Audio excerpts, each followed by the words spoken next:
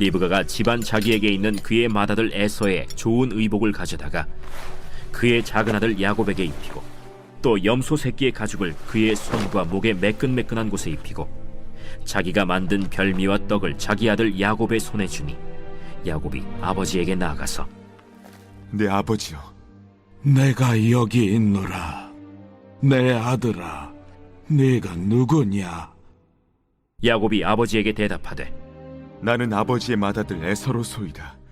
아버지께서 내게 명하신 대로 내가 하였사오니 원하건대 일어나 앉아서 내가 사냥한 고기를 잡수시고 아버지 마음껏 내게 축복하소서.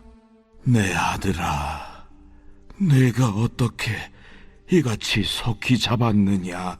아버지의 하나님 여호와께서 나로 순조롭게 만나게 하셨음이니이다. 내 아들아, 가까이 오라. 내가 과연 내 아들 에서인지 아닌지 내가 너를 만져보려 하노라.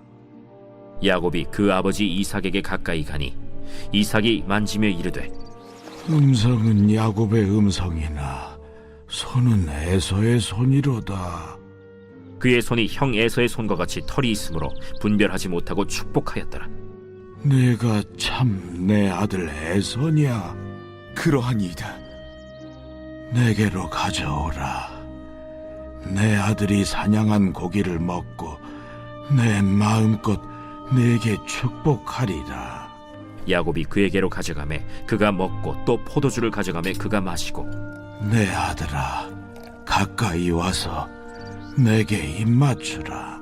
그가 가까이 가서 그에게 입맞추니 아버지가 그의 옷에 향취를 맡고 그에게 축복하여 이르되 내 아들의 향취는 여호와께서 복주신 밭의 향취로다. 하나님은 하늘의 이슬과 땅의 기름짐이며 풍성한 곡식과 포도주를 내게 주시기를 원하노라. 만민이 너를 섬기고 열국이 내게 굴복하리니 내가 형제들의 주가 되고 내 어머니의 아들들이 내게 굴복하며 너를 저주하는 자는 저주를 받고 너를 축복하는 자는 복을 받기를 원하노라. 오늘 여러분이 읽으신 이 본문은 교회 다니는 사람이면 모를 수가 없는 굉장히 유명한 본문인데요. 오늘의 메시지를 묵상하기 위해서 이 내용을 잠시 요약해 보겠습니다. 인간은 누구나 그렇듯이 이삭도 치열한 믿음의 삶을 살았는데 그도 때가 되니 늙게 됐고 그래서 이제 아버지가 있는 막벨라 굴에 들어가서 안식할 때가 가까워졌습니다. 그러자 드디어 이삭은 후계자를 세워야 되겠다는 생각을 하고 구속사에서 가장 중요한 축복 기도를 준비하는데요. 여러분, 그런데 우리가 창세기 25장 23절에서 분명히 봤던 내용이 뭡니까? 리브가의 뱃속에서 쌍둥이가 다투니까 리브가가 이 현상의 의미를 하나님께 여쭤보는데 그때 하나님이 주신 말씀이 뭐였죠? 큰 자가 어린 자를 섬기리라. 분명히 이렇게 말씀하셨습니다. 그러니까 쌍둥이 형제 중에서 하나님이 택하신 영적 후사가 누구냐? 바로 그게 동생인 야곱이었어요.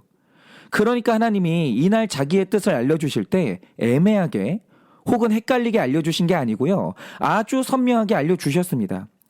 그래서 리브가는 이 사실을 잊지 않고 있었어요. 그런데 반면에 이삭은 어땠냐? 우리가 계속 나눴던 것처럼 이삭은 갈등을 극단적으로 싫어하는 사람이었는데 아마 이삭도 형이 아니라 동생이 영적 후사로 택함받았다는 사실을 알았을 겁니다. 그런데 문제가 뭐냐? 이렇게 되면 형인 에서가 반발할 것이고 그러면 집안에서 엄청난 갈등이 일어날 것인데 이삭은 언제나 갈등과 자기를 분리하는 사람이거든요.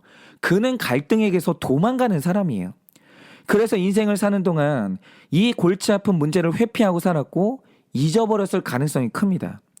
그래서 하나님의 뜻이 왜곡될 가능성이 있었는데 주일 본문이죠. 창세기 27장 1절에 어떤 기록이 있습니까? 드디어 때가 차서 이삭이 영적 후사를 세우는 축복 기도를 해야 되는데 그 이삭이 나이가 많아서 눈이 어두워 보이지를 않았다는 기록을 합니다. 그런데 제가 계속 말씀드린 것처럼 창세기는 이런 본문을 읽을 때 언제나 영적인 의미로도 읽어야 되는데요.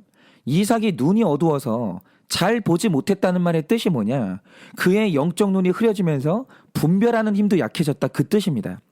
그런데 아니나 다를까 영적으로 흐려지니까 어떤 일이 벌어집니까? 분명히 하나님은 야곱이 영적 후사라고 지정해 주셨는데 에서를 후사로 세우려고 이 시도를 하는 거예요. 그러면서 에서한테 명령한 게 뭐냐?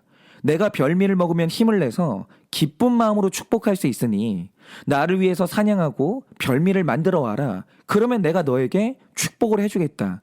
이런 말을 했습니다. 그래서 에서가 사냥을 하러 갔는데 이 사실을 리브가가 알게 됐고, 그래서 한 일이 뭡니까? 자기 집에 있는 염소로 이삭이 좋아하는 음식을 만들고 야곱의 몸에 형처럼 털을 붙인 다음에 둘째 아들로 하여금 에서인 척하고 아버지 앞에 가게 했고, 결국 이런 방식으로 아버지의 축복을 야곱이 받아냅니다. 그런데 제가 여기서 누구나 다 아는 스토리를 다시 한번 말씀드린 이유가 뭐냐? 우리가 이 본문을 읽을 때마다 똑같은 논쟁이 일어나는데요. 그 논쟁이 뭐겠습니까? 야곱이 아버지의 축복을 받은 것 자체는 좋은 일이죠. 하나님 뜻대로 됐어요. 그런데 문제는 축복을 받는 수단이 거짓말이었다는 거죠. 그러니까 이 본문이 등장할 때마다 나오는 논쟁이 뭐냐? 과연 선한 목적을 이루겠다고 악한 수단을 써도 되는 거냐? 이런 논쟁이 나오는 거예요. 그래서 오늘은 이 문제를 묵상해 보려고 하는데요. 먼저는 우리가 이 문제를 다루는 데 있어서 가장 먼저 세워야 되는 가치관이 있습니다. 그게 뭐냐? 구속사에서 가장 중요한 가치관은 옳고 그름이 아니라 구원이라는 거예요. 이걸 정말 확실하게 세우셔야 됩니다. 그러니까 이 세상에서 가장 아름답고 가장 가치 있는 게 뭐냐? 그건 도덕 규칙을 지키는 게 아니고요. 한 사람이 구원을 받는 거예요.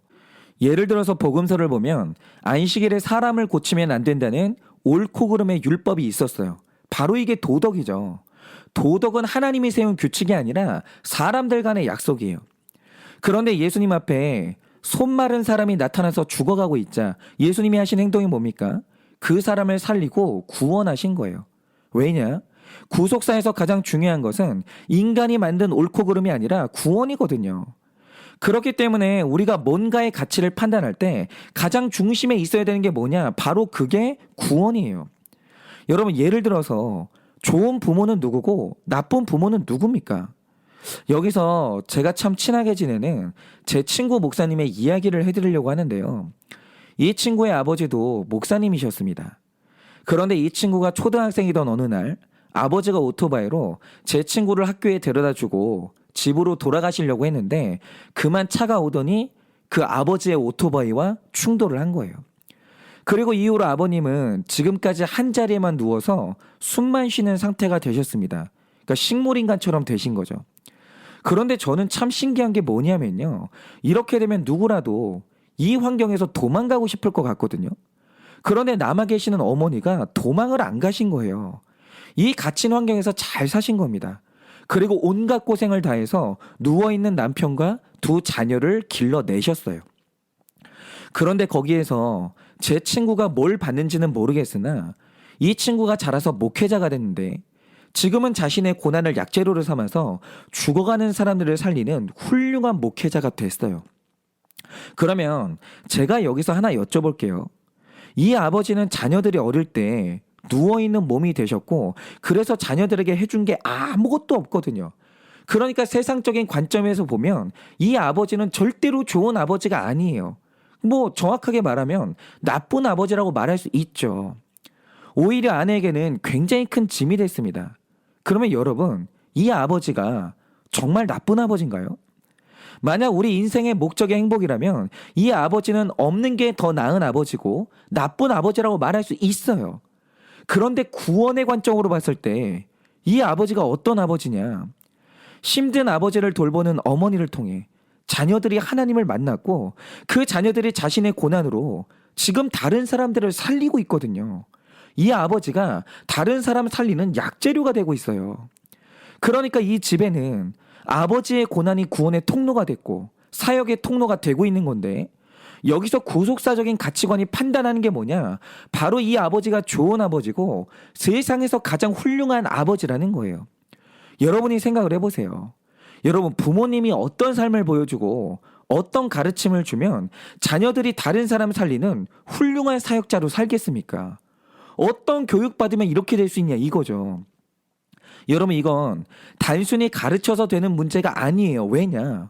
어떤 부모님은 엄청나게 많은 돈으로 자식을 교육시켜서 유학까지 보내는데 그 아들이 유흥비가 없다는 이유로 유산을 노리고 아버지를 죽이는 거예요. 그래서 이 아들이 살인자가 됐는데 이렇게 많은 돈으로 자녀를 풍족하게 살게 해주면서 그래서 유학까지 보내줬으면 그래서 그 아버지는 좋은 아버지입니까? 아니 이 아들이 살인자가 됐는데 그러면 그 아버지가 좋은 아버지냐 이거죠. 여러분 성경의 구속사가 분명히 말하는 게 뭐냐. 어떤 부모든지 간에 자녀가 예수 만나는 역할을 해줬으면 좋은 부모고요. 뭘 해줬어도 예수 만나는데 방해가 됐으면 좋은 부모가 아니에요. 여러분 우리 가치 판단의 중심에 있는 게 뭐냐? 그거는 구원이에요. 여러분 구원받은 우리의 이 가치관은 옳고 그름이 아니라 구원입니다. 여러분 배우자도요. 연봉이 높고 학벌 좋고 돈 많이 벌면 좋은 배우자가 아니고요. 그 안에 예수님 사랑하는 마음이 있고 구원의 확신이 있으면 부족한 이삭이라고 해도 그는 좋은 배우자예요. 그러니까 우리가 이 사건을 놓고 볼 때 옳고 그름이 아니라 구원의 관점에서 보자 이겁니다. 일단 우리가 이 사건을 해석할 때 가장 먼저 봐야 되는 장면이 있는데요. 지난 3월 17일 본문이죠. 창세기 25장 27절부터 34절을 보면 아주 이상한 장면이 하나 나옵니다. 그게 뭐냐? 이날 에서는 사냥터에서 돌아와서 매우 배고픈 상태였고 그런데 마침 야곱은 붉은 팥죽을 끓이고 있었어요. 그러자 허기짐에 눈이 돌아간 에서가 동생에게 팥죽을 요구하는데 이날 야곱이 팥죽의 값으로 요구한 게 뭡니까? 장자의 명분을 요구한 거예요. 그러자 에서는 뒤도 안 돌아보고 팥죽 한 그릇에 장자의 명분을 팔아버립니다. 그런데 저는 이 사건이 되게 이상했거든요. 왜냐? 야곱이 형에게 장자의 명분을 요구했고 형이 그걸 팔았는데 여기에서 중요한 건 이겁니다. 에서에게 장자의 명분을 넘길 권한이 있습니까? 그런 권한은 없어요. 언제나 장자의 권한을 주는 존재는 그 집의 아버지밖에 없어요. 그래서 이날 형제들끼리 장자의 명분을 가지고 이러쿵저러쿵 했는데 이거는요 아무 쓸데가 없는 짓이에요. 그러니까 에서가 바보가 아니고요. 이 모든 게 무의미한 걸 알았기 때문에 장자의 명분을 넘긴 거예요. 아무 소용이 없거든요. 그리고 야곱도요. 이게 아무 의미 없다는 걸 알았어요. 그 증거가 뭐냐. 만약 이날 장자의 명분이 야곱의 것이 됐으면 오늘 본문에 나오는 것처럼 아버지의 축복을 받으려고 이런 짓까지 할 필요가 없잖아요. 그런데 야곱이 오늘 같은 행동을 한 이유가 뭐냐. 사실 형제들끼리 장자의 명분을 논해봤자 아무 의미가 없었던 거예요. 그런데 여기에서 중요한 건 이거죠. 실질적으로는 아무 의미가 없는 이 행동을 도대체 야곱은 왜 했을까요? 이유가 뭘까요? 여러분이 그 본문에서 하나 봐야 되는 게 있는데요. 창세기 25장 27절을 보면 성경이 에서와 야곱을 평가하거든요. 그런데 이렇게 기록하고 있습니다. 그 아이들이 장성함에 에서는 익숙한 사냥꾼이었으므로 들 사람이 되었고 야곱은 조용한 사람이었으므로 장막에 거주하니 라고 합니다. 그런데 여기서 주목할 게 뭐냐. 성경이 야곱은 조용한 사람이라고 했는데 여기서 조용한 사람의 히브리어가 탐이거든요.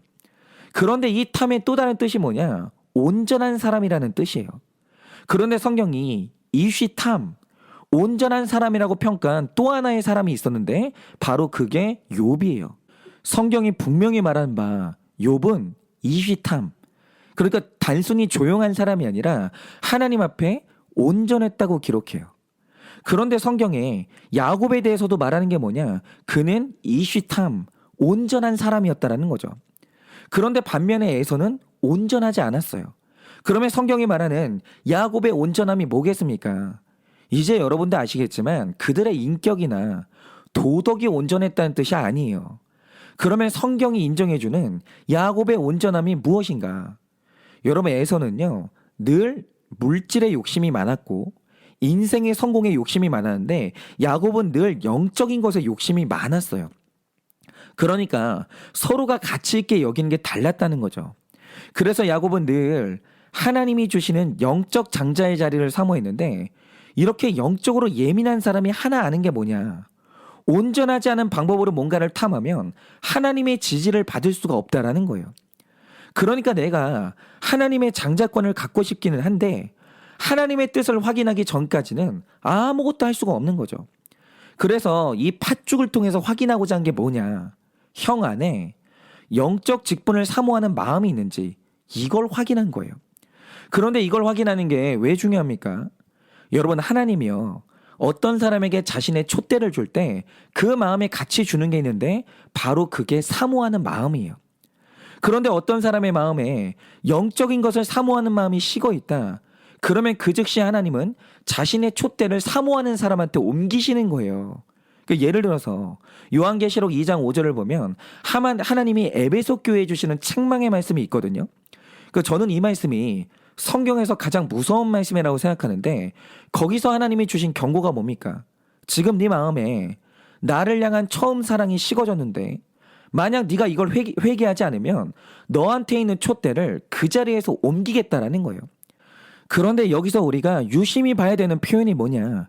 하나님은 촛불을 끄는 게 아니고요, 촛대를 옮기세요. 이게 중요한 겁니다. 여러분, 하나님이 켜신 구속사의 촛불은 절대로 꺼지는 법이 없어요.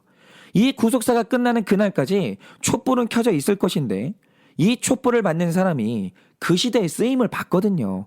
구속사의 흐름 가운데 가는 거예요. 그런데 어떤 사람이 그 촛불을 하찮게 여긴다. 그러면 하나님의 촛불은 꺼지는 게 아니라 다른 사람에게 옮겨가요. 그러니까 우리가 어떤 사역을 할 때 내가 아니면 안 된다, 그런 건 없고요. 어느 시대에나 영적 직분을 사모하는 사람은 있기 때문에 하나님이 그 사람을 통해서 일하시면 되는 겁니다. 사모하는 사람에게 촛대가 가는 거예요. 그러니까 제가 코로나에 걸려서 자가격리를 하는 기간에 계속 설교를 했는데요. 사실 몸이 좋아서 설교를 한 게 아닙니다. 저도 몸살 기운 때문에 힘들었고 목이 너무 아팠거든요. 그래서 쉬고 싶은 마음이 있었는데 제가 이 설교를 계속 붙든 이유가 뭔지 아십니까? 제가 스스로 느끼길 하나님께서 저에게도 주신 아주 작은 촛대가 있는데 제가 이걸 부담스러워하거나 귀찮게 여기면 하나님이 이 촛대를 가차없이 옮기실 걸 알거든요. 여러분, 이 세상에는요, 저보다 하나님의 은혜를 사모하는 사람이 많아요. 저도 그 중에 한 사람이 되고 싶을 뿐이에요. 저는 이 촛대가 옮겨가기를 원하지 않습니다. 그런데 저 역시 이 직분이 소중하고 하나님의 은혜를 사모하거든요. 그러니까 주신 촛대를 지키기 위해서 힘들지만 계속 설교의 자리를 지키는 거예요. 여러분, 바로 이거죠. 야곱이 이날 팥죽 한 그릇을 통해 확인한 게 뭐냐? 형 에서에게는 영의 직분을 사모하는 마음이 전혀 없다는 거예요. 그런데 사모하는 마음이 없다는 게 뭘 의미하냐? 에서 안에 하나님이 주신 촛대가 없다는 거예요. 그러니까 성경이 팥죽의 사건을 놓고 책망하는 게 누굽니까? 야곱에 대한 책망은 일체 없고요. 창세기 25장 34절에 뭐라고 했냐? 에서가 장자의 명분을 가볍게 여김이었더라, 이렇게 말해요. 여러분, 뭐죠? 에서 안에 하나님의 촛대가 없다는 걸 성경이 확인을 해준 거예요. 그러니까 여기서 야곱은 하나님의 뜻이 자기에게 옮겨왔다는 걸 그날 확인을 한 거예요. 그리고 하나님의 뜻을 확인한 다음에 한 행동이 뭐냐? 바로 그게 오늘 말씀의 내용인 거예요. 그러니까 옳고 그름의 관점에서 보면 야곱에게 부족한 점이 많죠. 그래서 하나님도 그의 악함을 계속 연단하셨습니다. 그런데 여기서 중요한 게 뭐냐? 야곱은 세상에서 가장 귀한 것이 하나님의 은혜인 것을 알았고 영적 후사가 되는 게 가장 큰 영광인 것을 알았어요. 그런데 에서는 그것을 하찮게 여겼어요. 팥죽 한 그릇만큼 여겼다, 이거죠. 그래서 성경은 그를 향해서 이시탐, 야곱은 온전한 사람이었다, 이렇게 평가를 하는 거예요. 우리가 이런 관점에서 오늘 말씀의 행동을 평가해보자, 이거죠. 자, 우리가 지금까지 본 것처럼 이삭이 야곱을 축복해야 되는 것은 너무나 선명한 하나님의 뜻이에요. 그런데 주일 본문이죠. 창세기 27장 1절이 분명히 말하는 게 뭡니까? 이삭이 눈이 어두워서 보지를 못했다는 거예요. 하나님의 뜻이 안 보이는 거예요. 그러니까 제가 계속 말씀드리는 것처럼 이삭은 가르치거나 훈련해서 바뀌는 사람이 아니고요. 죽어도 안 되는 게 있는 사람이에요. 그래서 지금 하면 안 되는 말, 하면 안 되는 축복을 하기 직전의 상황인 겁니다. 그런데 생각을 해보세요. 이삭이 하면 안 되는 말을 하고 하면 안 되는 축복을 할 때 그게 이삭한테 좋은 일이겠습니까? 아니거든요. 그래서 리브가가 이삭의 돕는 배필로 나서기 시작했는데, 그래서 그녀가 한 일이 뭡니까? 이삭이 올바른 축복을 할 수 있도록 그의 입에 먹을 것을 넣어주고 올바른 사람한테 축복할 수 있도록 야곱의 외모를 꾸며주는 거예요. 그러니까 이걸 단순히 옳고 그름으로 보면서 거짓말이다 이렇게 할 게 아니고요. 이걸 리브가가 죽어도 안 되는 내 남편을 위해서 너무나 수고한 거고요. 이 가정의 구속사를 위해서 엄청난 노력을 한 거예요. 그러니까 제가 이걸 적용해 보자면요. 제가 한번 말씀드린 적이 있는 것 같은데요. 제 아버지는 굉장한 다혈질이세요. 그래서 흥분을 잘 하시는 편인데 정말 신기한 게 뭐냐면요. 제 아버지가 그 혈기를 성도님들한테 낸 적이 별로 없어요. 물론 목회를 하면서 기막힌 상황도 있었고 화낼 만한 상황도 있었기 때문에 원래 아버지 성격대로 혈기를 다 냈으면 우리 교회는 망했을 겁니다. 그런데 우리 교회가 35년을 버틴 이유가 뭐냐면요. 아버지가 그 혈기를 다 내지 않았기 때문에 그렇게 된 거예요. 그런데 안타까운 게 뭐냐. 제 아버지는 일단 혈기가 나면 그게 사라지는 분이 아니고요. 꼭 어딘가에 풀어야 되는데 제 아버지가 혈기를 낼 수 있는 유일한 공간, 가장 편한 공간이 어디겠습니까? 그게 가정이었거든요. 그래서 저는 가정에서 이 아버지가 혈기 내는 모습을 자주 봤는데요. 한 번은 그런 일이 있었습니다. 목회자가 정말 그러면 안 되는데 제 아버지도 이삭 같은 사람이니까 밖에서 무슨 속상한 일이 있었는지 집에 오셔서는 어머니를 보고 어떤 성도님에 대해서 혈기를 그렇게 내시는 거예요. 그런데 이게 뭐냐. 이삭이 나이가 많아서 눈이 어두워 보지 못했던 것처럼 제 아버지가 혈기가 많아서 영적인 눈이 어두워지면서 보지 못하는 게 있었던 거예요. 여러분 누구나의 삶에 이런 일은 있을 수 있습니다. 그래서 이삭처럼 하시면 안 되는 말을 쏟아내고 있었는데 제 어머니가 그때 하신 일이 뭔지 아십니까? 막 혈기 내고 있는 아버지의 뒤로 가시더니 아버지를 뒤에서 안으시는 거예요. 그리고 하신 말씀이 뭐냐. 여보, 하고 싶은 말이 있으면 마음껏 해. 마음에 쌓아놓지 말고 나한테 전부 다 쏟아내. 그런데 나한테 다 쏟아내고 밖에서는 그러지 마. 이렇게 하셨는데 신기한 게 뭐냐? 그 순간 아버지의 혈기가 딱 멈추는 거예요. 그리고 하신 말씀이 뭐냐? 여보, 내가 잘못했네. 이러면서 다시 회복을 하시더라고요. 그런데 바로 이게 뭔지 아십니까? 돕는 배필 리브가가 내 남편의 올바른 축복을 위해서 그 입에 별미를 넣어주는 적용인 거예요. 그리고 이걸 문자적으로도 적용할 수 있는데요. 가끔 불신 결혼한 분들이 나의 믿음을 사수하겠다고 하면서 불신자 남편과 옳고 그름으로 싸우고 이 투쟁하시는 분들이 있거든요. 그런데 이때 남자를 아는 분들이 하는 가장 지혜로운 방법이 뭔지 아십니까? 내 남편의 마음을 열기 위해서 입을 여는 거예요. 다시 말해 열심히 음식을 해가지고 맛있는 음식을 해주는 겁니다. 그런데 우리 가정의 구원을 위해서 이런 노력을 하면 하나님이 그 가정에 촛대를 주사 남편의 입에서 교회 가지 말라는 저주의 말이 아니라 같이 교회 가자는 축복의 말이 나오는 거예요. 그리고 야곱의 몸에 털을 붙이는 문제도 그렇습니다. 제가 신결혼을 놓고 고민하는 형제 자매들에게 꼭 부탁하는 말이 뭔지 아세요? 제발 자매들은 결혼 전까지만 성질 좀 죽이고 부드러운 척이라도 하라는 거예요. 그리고 제발 형제들은 옷 좀 잘 입으라는 겁니다. 왜냐? 하나님은 우리 중심을 보시지만 우리는 외모를 보기 때문에 이삭처럼 눈 어두운 사람 입에서 결혼하자는 축복의 말이 나오려면 구원 때문에 외모를 꾸미는 노력을 해야 되는 거예요. 그러니까 우리 자매들은 지저분한 거 정말 싫어하거든요. 그러니까 제발 우리 형제들은 몸에 있는 털 좀 깎고 그리고 야곱이 몸에 털을 붙였던 것처럼 멋있는 옷 좀 입으세요. 그리고 자매들은 그 막 성질 내고 험한 말을 하면 남자도 있고 되게 무서워하거든요. 그러니까 제발 목소리라도 꾸며서 부드러운 척을 하세요. 그런데 여러분 이게 위선입니까? 이게 거짓말이에요? 아니에요. 이건 구원 때문에 나오는 노력이고 구원 때문에 노력하는 자에게 하나님은 자신의 촛대를 주시는 거예요. 오늘 말씀은 이렇게 봐야 되는 겁니다. 여러분 그러니 오늘 하루를 살아가실 때 여러분 구원에 대한 사모함을 가지세요. 그래서 하나님이 주시는 촛대를 가지시길 바랍니다. 그래서 별미를 먹이는 노력과 이 털 붙이는 적용을 하셔서 하나님의 촛대가 여러분의 것이 되고 여러분을 향해서 하나님이 마음껏 축복하는 하루를 사시기를 예수님의 이름으로 축원을 합니다. 기도하겠습니다. 하나님, 오늘 리브가가 이 이삭의 입에서 축복의 말을 받아내기 위해서 정말 그 입에 별미를 넣어주고 또 아들 야곱의 몸에 털을 붙여주는 수많은 수고를 합니다. 그런데 주님, 이것이 거짓말이고 위선입니까? 그렇지 않습니다. 하나님, 리브가와 야곱은 중요한 것이 뭔지를 알았고 그것을 위해서 해야 될 노력이 뭔지를 알았기 때문에 오늘 영적인 직분을 놓고 그리고 축복을 받기 위해서 이렇게 귀한 노력을 한 것입니다. 하나님, 오늘도 우리가 삶을 살아가면서 정말 우리 귀에 하나님의 축복이 들려지고 내가 사랑하는 사람의 입에서 아름다운 말이 들리기 위해서 오늘 우리가 해야 되는 노력이 있습니다.